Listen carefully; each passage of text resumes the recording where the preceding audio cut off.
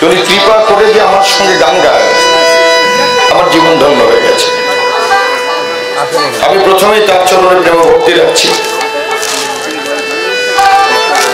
তো কবিগানের একটা নিয়ম আছে, 2 থেকে 3টা প্রশ্ন হয়, এতেই ঘন্টা 2-3 কেটে যায়।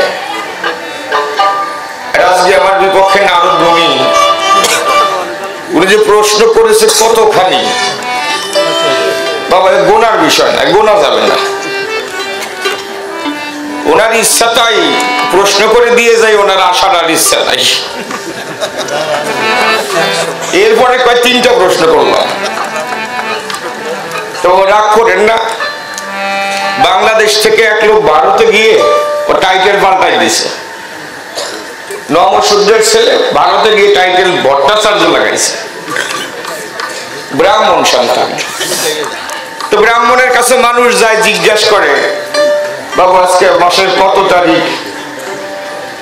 তো লেখাপড়া ভালো জানে না, ঠিক চিন্তা করে তাহলে একটা পঞ্জিকা বানাই, পড়ার ইচ্ছা তো নাই। তো কারো কাছ থেকে শুনছে যে আজকে মাসের কয় তারিখ, ও শুনে গটের ভিতরে আমাদের এদিকে হাড়ি ভাঙা চাড়া বলে না, তো গুনে গুনে 13খান চাড়া রাখছে। প্রত্যেকদিন স্নান করতে যায় আর এক খান করে রাখে। এসে জিজ্ঞাসা করে কয় তারিখ, দাঁড়া পঞ্জিকা দেখে আসি ঘরের থেকে।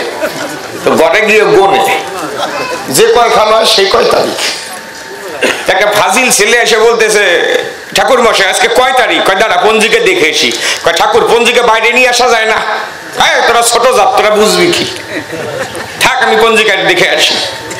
তো পঞ্জিকা দেখতে যখন গেছে, ফাজিল ছেলে জানলা দিয়ে দেখতেছে ঠাকুর কটে কি, দেখে যে গটের থেকে চাড়া বাড়ি করে গুনতেছে। তো এসে বলছে আজকে 16 তারিখ। কয় ঠিক আছে। তার 3-4 দিন পরে ঠাকুর যখন স্নান করতে গঙ্গার ঘাটে গেছে, ওই ফাজিল ছেলেটা ভাঙা চাড়া দিয়ে গট বোঝে থুয়ে গেছে। বিকেলবেলা এসে কয় ঠাকুর আজকে কয় তারিখ? দাদা পঞ্জিকা দেখে আসি। যাও ঠাকুর দেখে এসো। তো ঠাকুর ঘরে গিয়ে দেখে গট পঞ্জিকায় তারিখে ভরে গেছে। এত গোনা যায়। এরকম 3 গাউরে ফেলাই দিছে, ফেলাই দিয়ে গুনে দেখে 43 খান আছে। আয়সা কয় আজকে মাসের 43 তারিখ। ঠাকুর মাস 43 হয়? মাস বলে না। হ্যাঁ বলে, 2-1 দিন বলে। তাই বলে এত বলে? জানিস কত বলছিল? 3 গাউরে ফেলাই দিছি, তারপরে 43।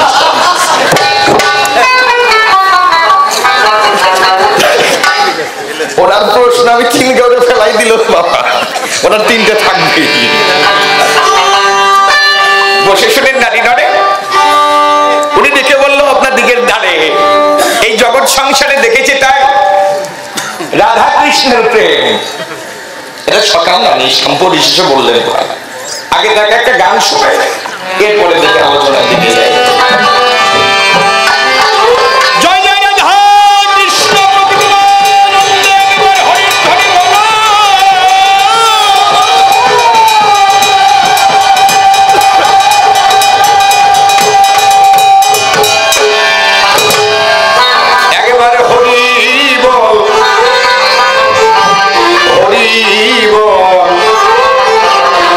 Oh,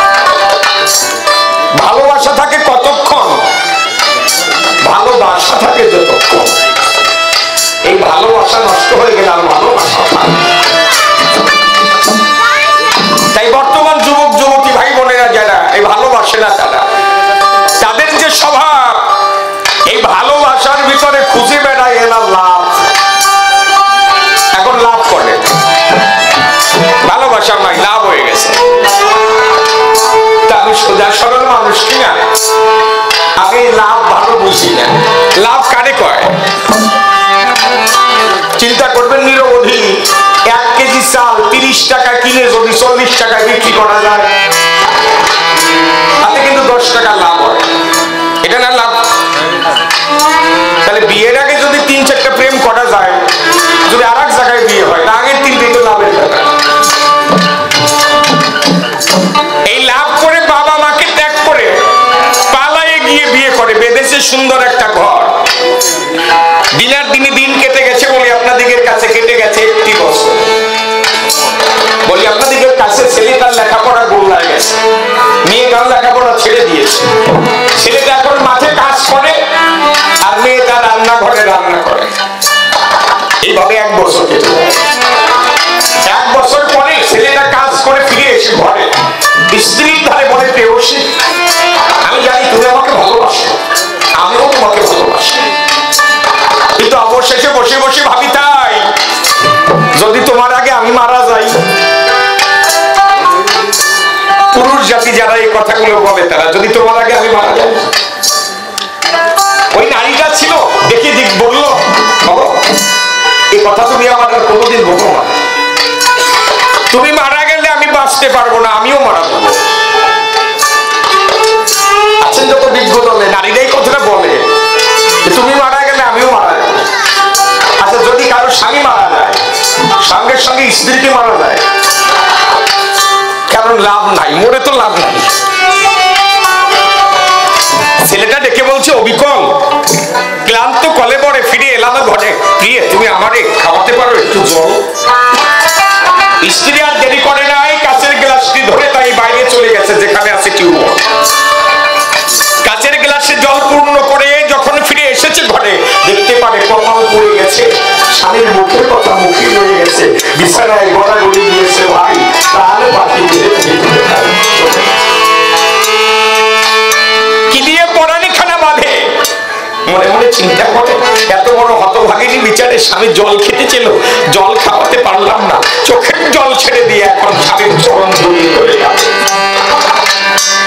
গ্রামের লোক যারা কান্না শুনে তারা সবাই বাড়ি আসে, দেখতে পাবে স্বামী মারা গেছে। সবাই ধরাধরি করে বারান্দার উপরে ওই মৃতদেহটা শোয়াই রেখেছে আর জোরে জোরে কান্না করছে। ছিল কোন এক সাধু, যার ভিতরে কৃষ্ণ প্রেমের ছিল মধু। কৃষ্ণ নামে গিয়ে শুধু শুধু নগরে নগরে যায়। ওই নারীটার কান্নার ধ্বনি কর্ণকুহরে পৌঁছানো যখনই, এসে দেখা দিয়েছে তখনই ওই নারীর আঙিনায়। সাধুকে দেখার পরে মনে দ্বিগুণ জ্বালা পড়ে। সাধুর চরণ জড়িয়ে ধরে কান্না করে রুক্ষ। সাধু করে মানা, ওমা কাঁদিস না, কাঁদিস না, কাঁদিস কি কারণ?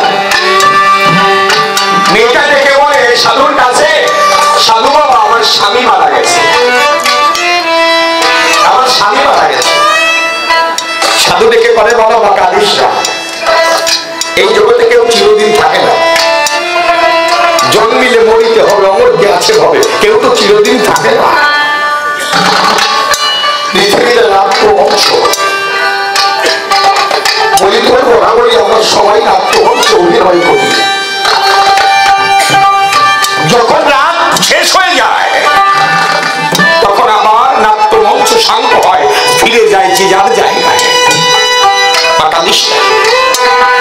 কোথায় তোর স্বামী মারা গেছে? ওই নারী আঙ্গুল দিয়ে ইশারা করে দেখিয়ে দেয় বারান্দার পরে, ওই তোমার স্বামী মারা গেছে, ওই যে স্বামী মারা গেছে। সাধু ডেকে বলছে, মা কাঁদিস না, কাঁদিস না, তোর স্বামী তো মারা যায় নাই, আমি তো দেখতে পাই, তোর স্বামী তো মরে নাই, ওই তো তোর স্বামী শুয়ে আছে। তোর স্বামীর হাত আছে, পা আছে, নাক আছে, মুখ আছে, চোখ আছে, যেমন স্বামী তেমনই তো আছে। কি করে বললি আমার কাছে স্বামী মারা গেছে?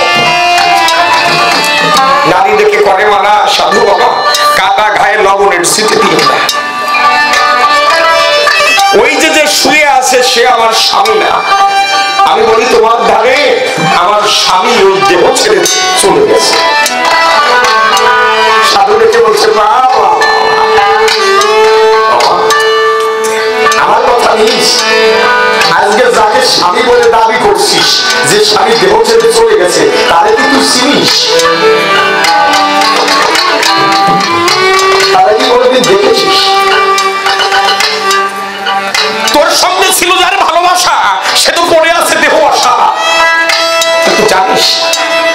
খাঁচার ভিতর অচিন পাখি করতো যাওয়া আসা। লালন ফকির যাদের দেখে বলেছিল খাঁচার ভিতর অচিন পাখি কেমনে আসে যায়, তাদের ধরতে পারলে মনোবেড়ি দিতাম পাখির পায়। তুই যার সঙ্গে ভালোবাসা করেছিস সে ভালোবাসা পড়ে আছে, কোনোদিন স্বামীর সম্মুখে গিয়ে ওই মানুষটাকে চিনতে চেয়েছিস? দেহের হৃদয়ে দম বাঁধিয়ে তলের ঘরে এই দেহ ঘরের হৃদয় আর বাইরে কে যাতায়াত করে, একবারও কি বলতে পেরেছিস তারে কে গো তুমি আছো দেহের ভিতরে, আমি ভালোবাসি তোমারে, আমি চিনতে চাই তোমারে, আমি জানতে চাই তোমারে, তুমি দেখা দাও আমারে, ওমা তোর কাছে করিবা না। ওই পাখিকে চিনতে পারলে পরে বিশ্ব স্বামী তাকে দেহের ভিতরে ওই পাখিকে ধরতে পারলে আত্মদর্শী হয়, তখন সেই মানুষের সঙ্গে কথা কয় দেখা দেয়, আর না হলে ভালোবাসা। তাই তো গানের মতো গান, ও ভালো বাসিলি যারে একদিন চিনলি না তারে, ও ভালো বাসিলি যারে একদিন চিনলি না তারে, ও সে কোন ধামেতে বসত করে, সে কোন ধামেতে বসত করে তোরি লাগিয়া,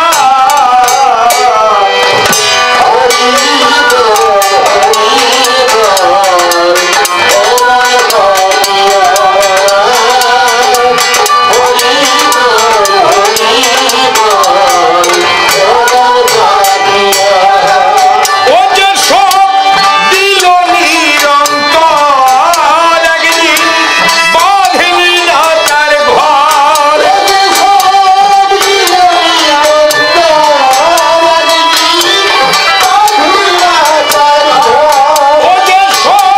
দিল নিরন্তর একদিন বাঁধলি না তার ঘর, ও সেই আপন মানুষ করেলি রে পর,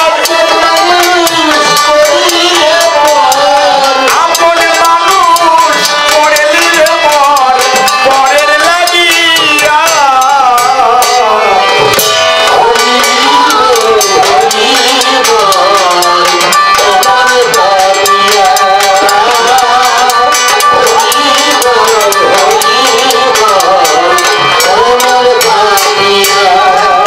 ও তোরে মিশে কান্নার ফল কেবল দু নয়নের জল,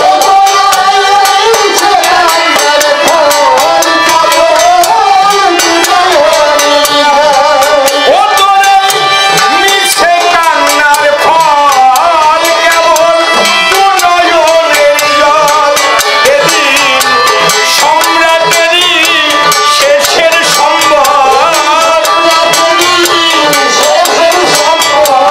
সম্রাটেরই শেষের সম্বল বিফলে দিয়া।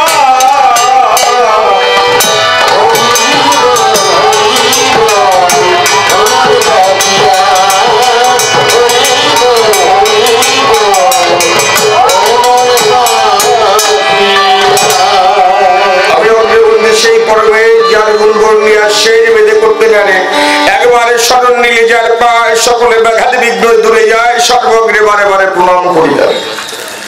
নদী চলে ধেয়ে যার কণ্ঠ চেয়ে বাতাসে করেছে গান, ফুলরাশির পাপড়ি ঝরে যার চরণ পূজার তরে, পর্বতে করে যার ধ্যান, গাছের পাতায় অমিয় হাসি পবন বাজায় মধুর বাসি, সেবা চন্দনা করেছে বন্দনা, যার চরণে পেতে ঝর্ণা ধারায় আজীবন ছুটেছে তারা, বেহাগে রাগিনী গাইছে চন্দনা। রোদে ফাটা মাঠ তরুময় ঘাট কেমন করিয়া বাঁচি, জোয়ার আসিয়া বলেছে হাসিয়া ও ভয় নাই আমি তো আছি, যাহার সৌজন্যে জননীর স্তন্যে হেলেন মোরা সুধা, শিশু তাই সুখে পেয়ে মায়ের বুকে হারায় তৃষ্ণা ক্ষুধা, যে পদ করিলে স্মরণে দূরে যায় বাচন মরণ, জীবন হয় ধন্য, যে পদ ভাবিল বলি সে পদ মন ভাবিত বলি, সে পদ মন ভাবনা কিসের জন্য, যেদিন আসবে সমন চেলা সাঙ্গ হবে ভাবের খেলা, আয়ু বেলা যাবে অস্তা চলে, এই সংসার ভাবনায় অকারণ, ভাবমন আমার গুণা গোবিন্দ চরণ, গুণাদিন গেল তোর বিফল।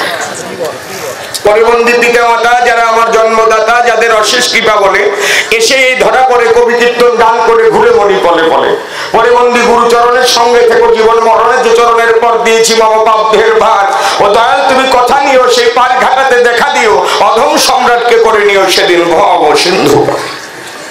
আছেন যত সভাসদ সকলের চরণেই রাখি দণ্ডবত। লক্ষ্য রাখবেন এই অধমের প্রতি। সৎ পথে যেন চলি, সত্য কথা যেন বলি, সঠিকভাবে থাকে যেন নীতি। কারণ শাস্ত্র মাঝে দেখতে পাই জীবকে তো কিছুই নাই, তাতে যদি পড়ে সাথী নক্ষত্রের জল, সেই সাথী নক্ষত্রের জলের ফলে তবেই তাতে মুক্ত ফলে। শাস্ত্র মাঝে আছে অবিকল। আমি শূন্য ঝিনুকের ন্যায় দাঁড়িয়ে আছে অর্ধ সভায়, শক্তি ভক্তি আমার কিছু নাই, তবে একটা ভরসা আছে। দেখে বলি আপনাদিগের কাছে, সাধু গুরু বৈষ্ণবের চরণ ধরি যদি আমি মাথায় পাই। আজকে বন্দনাতে এ পর্যন্ত অল্পের মধ্যে করে কান্ত সরিয়েছি রাধাকান্ত পাল্লার যে ভাব বৃত্তান্ত, আদি অন্ত চূড়ান্ত সিদ্ধান্ত নারদ মুনি পেতে চায়।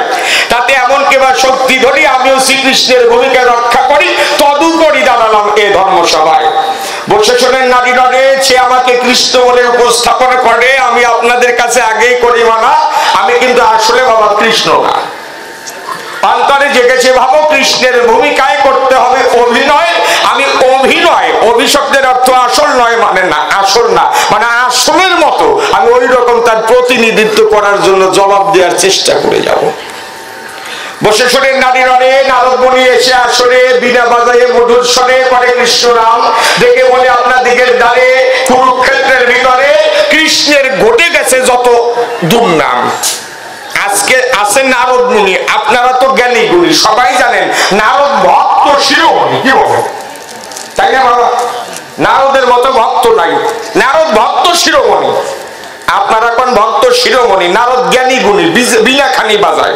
আসলে নারদ জ্ঞানী, কিন্তু আমার কাছে ওইটা বড় শনি, যেখানে যায় ওইখানে একটা বেজাল বানায়।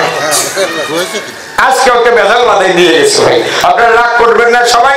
কারণ এই সনাতন ধর্মে নারদ ছেটা আর ইসলাম ভাইদের মধ্যে আছে মুসা কটা, এই দুইজন বাজায় সে সবচেয়ে বেশি লেখা। তার আজকে একটা আমার ভাগ্যে পড়ছে রে ভাই। দেখে বলে আপনার দিকের ধারে প্রথমে এসেছে কুরুক্ষেত্রের ভিতরে, আসলে যত দিগ্গজয় দুই ছেলে মারামারি করে, দেখো তুমি বিচার করে, তুমি ভগবান হয়ে বিশ্বপিতা হয়ে তুমি এক পক্ষে গেলে কেন জানার অভিপ্রায়। বিশ্বপিতা যেজন হয় বা কোনো বাবার যদি দুইটা ছেলে হয়, ছেলে যদি মারামারি করে বাবা যায় তার ভিতরে দেখে করে মানা, খোকারে তোরা তো বোকারে মারামারি করিস না। তাহলে তুমি বুঝিলে ইহার মানে তুমি বিশ্বপিতা হয়ে অর্জুনকে দিয়ে যুদ্ধ করালে কেন? দেখছেন বাবা, অর্জুনকে দিয়ে যুদ্ধ করালাম কেন? এরপরে হচ্ছে এই জগৎ সংসারে আর যুদ্ধটা কি এইটা আগে বুঝতে হবে না? কি বলেন? যুদ্ধটা কি? যুদ্ধটা কি শুধু দাপর যুগে হয়েছিল ভাই? উনি দেখে করে মানা, এত রক্তক্ষয় যেখানে হয় সেখানে ধর্মক্ষেত্র বলা যায় না। যদি রক্তক্ষয় না হয় কি দেবতার পরিচয়? হিন্দুদের কথা একটু বাদ দিলাম, আমার দিনের নবী হযরত মুহাম্মদ সাল্লাল্লাহু আলাইহি ওয়াসাল্লাম তিনি যুদ্ধ করেন নাই? আপনারা কি করছে? এখন মাথার ঝুলে দিক দিচ্ছেন কেন? ওনার সময় তো এত সময় 1 ঘন্টা ঝুলেছে, এখন পাল্টাই দিচ্ছে। হ্যাঁ, যুদ্ধ ত্রেতায়ও ছিল, দাপরেও ছিল, আর কলিতে সেটাও ভবিষ্যতে থাকবে। আপনাদের কাছে আছে জানা যুদ্ধ করে না এমন মানুষই তো পাওয়া যায় না। কি বলবো আপনাদের দ্বারে? তাহলে যুদ্ধটাকে বোঝাতে হলে পরে আমরা গীতার ভিতরে প্রথম পাতার দিকে একটু নজর দিতে পারি। গীতার প্রথম অধ্যায় আছেন যত বিজ্ঞ নয়, এখানে কে প্রশ্ন করেছিল আর কে জবাব দেয়? গীতায় প্রথম অর্জুন দেবে কেন? না না না, এইবার ধৃতরাষ্ট্র উবাচ, ধৃতরাষ্ট্র বললেন, কাকে বললেন? সঞ্জয়কে। আমিও বলি সঞ্জয়কে, ধৃতরাষ্ট্রই বাকে আর সঞ্জয়ই বাকে, তাহলে সোজা হয়ে যায়। ধৃতরাষ্ট্র উবাচ, ধৃতরাষ্ট্র বললেন, কি বললেন? ধর্মক্ষেত্রে কুরুক্ষেত্রে সমবেত যুযুৎসব মামেকং পাণ্ডবর্চ কুর্বত সঞ্জয়। সঞ্জয়, এই ধর্মক্ষেত্রে কুরুক্ষেত্রে যুদ্ধের অভিলাষী যারা সমবেত হয়েছে আমার পুত্রগণ এবং পাণ্ডবের পুত্রগণ, তারা এখন কি করছে আমার কাছে বলো তাই অনুক্ষণ। বসে শোনেন নারী নরে, এই কথাটা ধৃতরাষ্ট্র বলছে। কাকে বলছে? সঞ্জয়কে। ধৃতরাষ্ট্রকে। ধৃত রাষ্ট্র, যে একটা রাষ্ট্রকে ধারণ করে রেখেছে, রাষ্ট্রের রাজা, তাকে ধৃতরাষ্ট্র বলা হয়। জ্ঞানী করে পাবেন আনন্দ, ধৃতরাষ্ট্র জন্মান্ধ, সে কখনো চোখে দেখে না। বাবা ধৃতরাষ্ট্র যে একটা রাষ্ট্রকে ধারণ করে রেখেছে, তাই ধৃতরাষ্ট্র তারে কয়। বাবা ধৃতরাষ্ট্র নয় দূরে, ধৃতরাষ্ট্র থাকে দেহের ভিতরে। এই দেহ রাষ্ট্রকে ধারণ করেছে কে? এই দেহ রাষ্ট্রকে ধারণ করেছে কে? যা আছে বিশ্বব্রহ্মাণ্ডে তা আছে এই দেহ ভাণ্ডে। আছে না তত বিজ্ঞ নয়? গীতার 18 অধ্যায়, যুদ্ধ হয়েছে কদিন? 18 দিন। পুরাণ কয়টা? 18টা। এই দেহে কয় মুকাম? এই জায়গা খবর দেন, এই জায়গা ডুব দিলে পরে তবে যুদ্ধের কথা সুফল পাবে জগৎ সংসারে। আমি করে মানা, সেই পর্যন্ত তুমি দেহ গীতা না পড়বে, এই বাইরের গীতা পড়লে সারা জীবনে তোমার কোনো পাপ তার যাবে না। আগে এটাকেও তোমার বুঝতে হবে গীতাটা কি। বসে শোনেন নারী মানে এই দেহের ভিতরে প্রশ্ন করছে কে? ধৃতরাষ্ট্র। জন্মান্ধ, জন্মান্ধকে মন, যে ইন্দ্রিয়ের সাহায্য ছাড়া চলে না কখনো। মন জন্মান্ধ, মন চোখের দ্বারা চলছে, মন কানের দ্বারা চলছে, মন হাতের দ্বারা চলছে, মন পায়ের দ্বারা চলছে। কেমন করে চিন্তা করেন সবাই? চোখ হলো কপালের নিচে, পায়ে তো আর চোখ নাই। পায়ে কি চোখ আছে? নাই তো। ঘাটে নামলে পরে বসে শোনেন নারী নদী, হয়তো নদীর ভিতরে, আমার ওই সরকারের নদী হারাধনের গল্প দেখাই দিছে এই নদী দিয়ে। এই নদীর ভিতরে কেউ যদি নামে, আছে যত বিজ্ঞ নামে, নামলে পরে পায়ে বলি আপনাদের কাজ, এবার থেকে গেছে একটা মাছ। কি মাছ থেকে আপনি বলতে পারবেন না?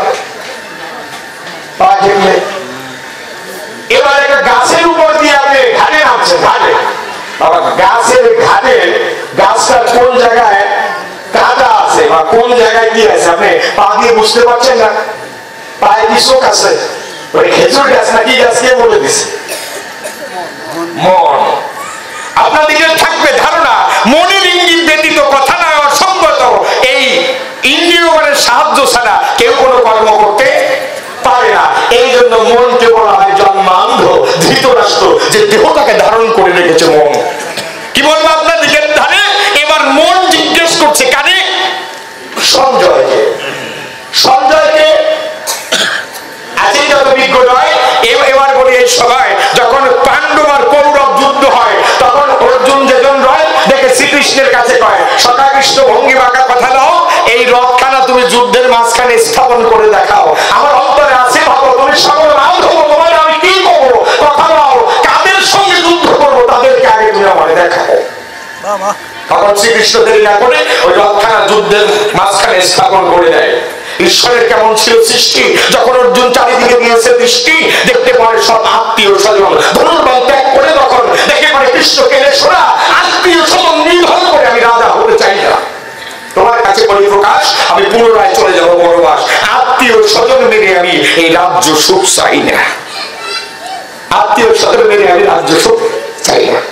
এমন সময় শ্রীকৃষ্ণ যেজন নয় দেখে পায়, অর্জুন তুমি মারা আর কে?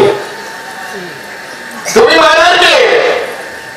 ওঠো, ধনুর্বাণ ধরো, যুদ্ধ করো, কি মতো পরিহার করো। বলি তোমার কাছাকাছি, তোমার মারা লাগবে না, তোমার মারার আগে আমি সবাইকেই মেরে রেখেছি। আপনাদের আছে যারা অর্জুনের বিশ্বাস হয় না, সঙ্গে সঙ্গে শ্রীকৃষ্ণ কেলে শোনা বিশ্বরূপ ধারণ করে অর্জুনকে দেখা। তাই এবার বসে শোনেন বিজ্ঞ ধরো, অর্জুনকে যে বিশ্বরূপ ধরে শ্রীকৃষ্ণ দেখালো, কে কে দেখেছিল? এখানে শুধু অর্জুন একাই দেখেছিল? কি বলেন আপনারা? ও তো পরে অর্জুন দেখেছে রথের যুদ্ধক্ষেত্রে, রথের পরে। আর একজন দেখেছে কে? হনুমান। কোথায় ছিল? অর্জুনের রথের মুকুটের উপরে হনুমান কপিধ্বজ পর্বত হয়েছিল।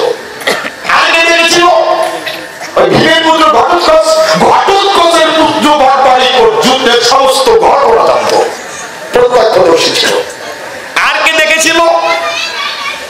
যখন ধৃতরাষ্ট্রের কাছে ব্যাসদেব যায়, কি মোতার পরিচয়, ব্যাসদেব দেখে কয় যুদ্ধক্ষেত্রে কি হবে, তোমার কতটা হানি হবে, অন্তরে আছে ভাবো, আমি তোমাকে দিব্য দৃষ্টি দান করবো, তুমি নিজেই দেখতে পারবে। তবে এমন সময় ধৃতরাষ্ট্র ডেকে মানে ঘোষণা, ওই রক্ত খায় যুদ্ধ আমি দেখতে পারবো না, ছেলেদের নিধন আমি দেখতে পারবো ব্যাসদের কৃপা করে কথা দাও, আমাকে দিব্য দৃষ্টি না দিয়ে তুমি সঞ্জয়কে দিব্য দৃষ্টি দাও। বছরের নারী নয়, ভগবান ব্যাসদেবের আশীর্বাদের জোরে যুদ্ধক্ষেত্রের ভিতরে যা ঘটেছিল, সঞ্জয় বাড়ির ভিতরে বসে রাজপ্রাসাদে বসে দিব্য দৃষ্টি দ্বারা সব দর্শন করেছিল।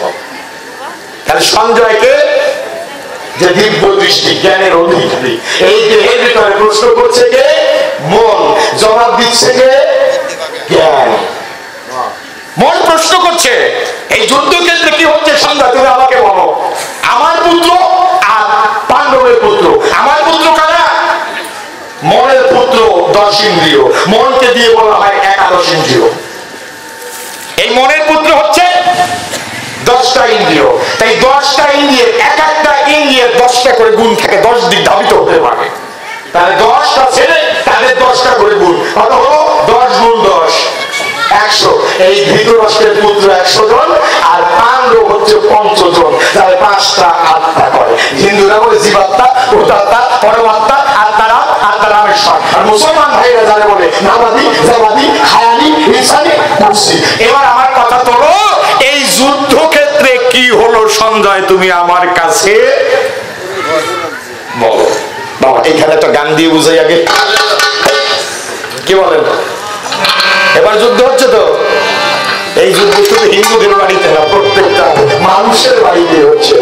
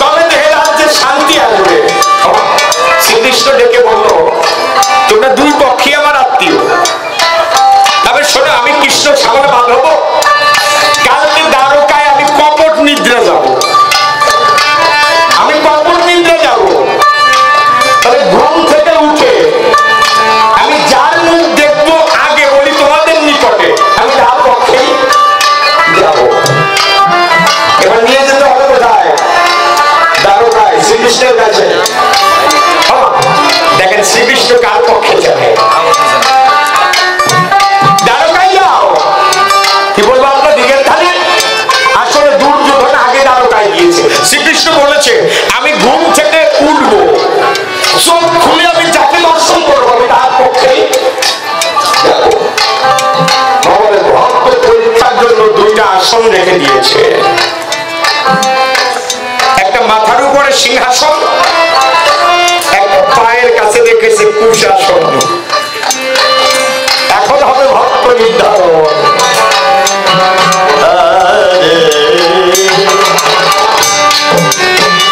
দুর্যোধন আগে যায়, দেখতে পায় শ্রীকৃষ্ণ খাটের উপরে চিতরে শুয়ে আছে, চোখ বন্ধ।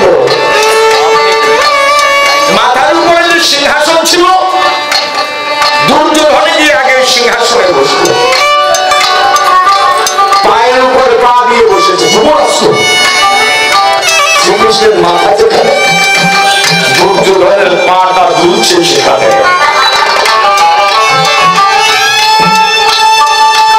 এখন আস্তে আস্তে অর্জুন যায়, যখন দ্বারকায় দেখতে পায় সিংহাসনের উপরে দুর্যোধন বসা হয়। অর্জুন অন্তরে করে ধারণা, তাহলে কৃষ্ণকে আমি পাবো না।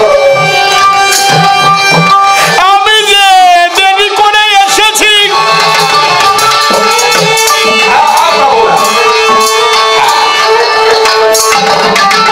শ্রীকৃষ্ণকে পাবো না, তাই বলে কি তার চরণ ধুলি দেব না?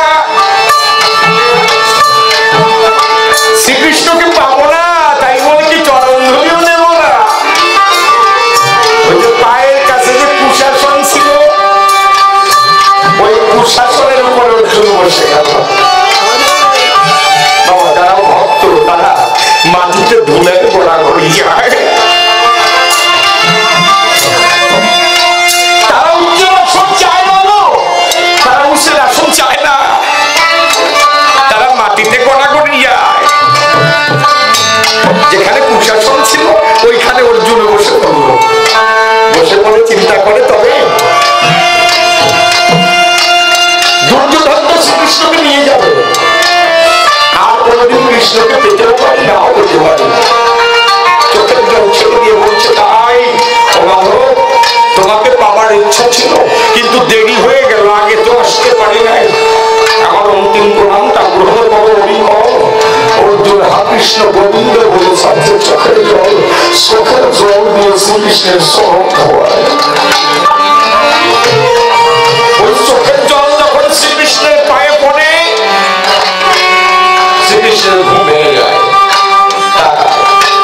বাবা কেউ যদি চিন্তায় ঘুমায়, চোখ খুললে মাথার উপরে দেখা যাবে না, পায়ের দিকে দেখা যাবে।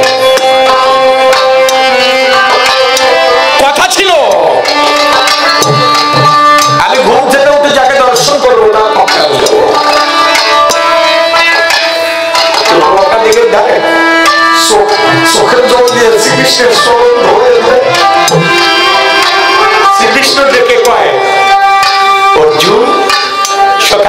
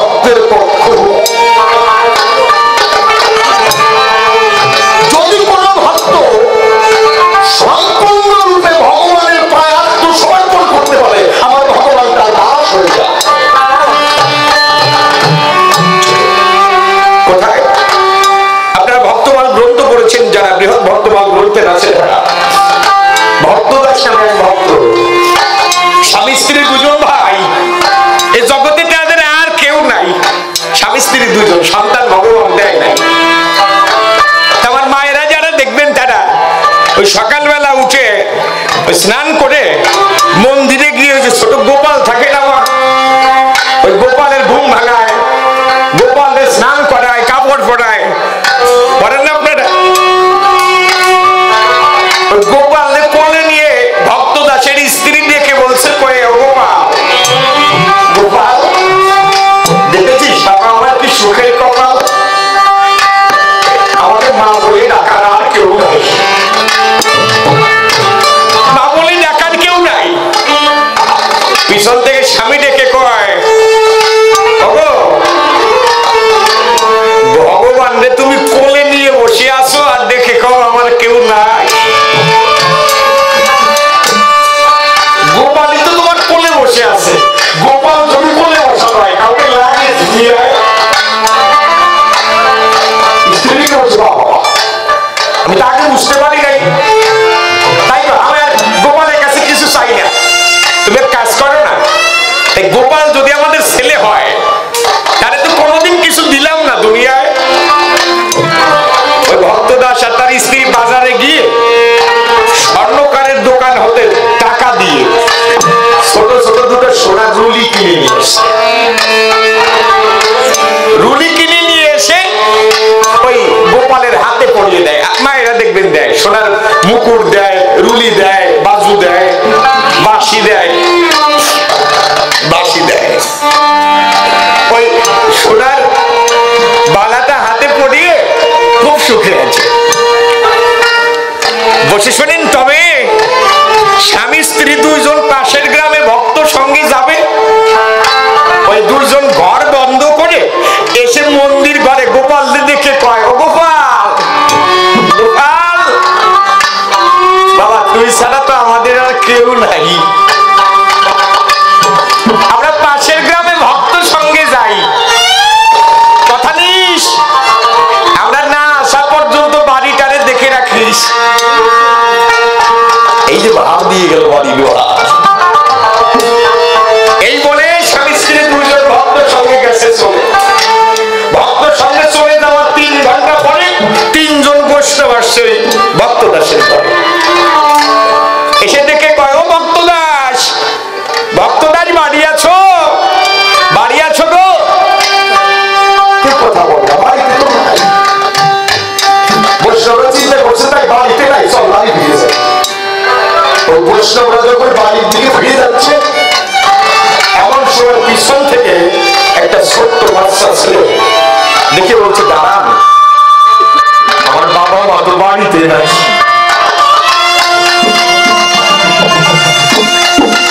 বৈষ্ণবরা পিছনে ফিরে দেখতে পারে, কি সুন্দর একটা ছেলে, কি সুন্দর একটা ছেলে, কি তাহার কালো, মনে হয় রূপের সোনা ভগবান। বৈষ্ণবরা আস্তে আস্তে ছেলেটার কাছে দিয়ে কয়, তোমার বাবা মা কোথায় গেছে? বলে পাশের বাড়ি ভক্ত সঙ্গে গেছে। তোমার নেয় নাই? এইটুক ছেলের একা বাড়ি রেখে কেউ যায়? ছেলেটা দেখে বলে, জানো আমার বাবা মা আমি ছাড়া কেউ নাই, বাবা মা যদি আমারে নিয়ে যাবে এই বাড়িটারে কে পাহারা দেবে? এই বাড়িটাকে পাহারা দেওয়ার জন্য বাবা মা আমারে রেখে গেছে, সাথে সঙ্গে